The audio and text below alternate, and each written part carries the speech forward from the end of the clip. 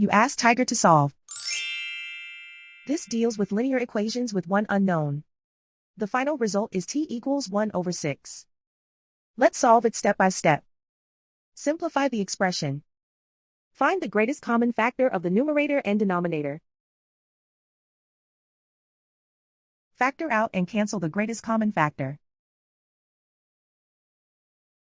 Group all constants on the right side of the equation. Add 1 to both sides. Simplify the arithmetic.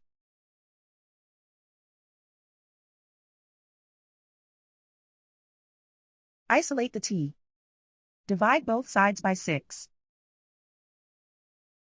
Simplify the fraction. And so the final result is t equals 1 over 6.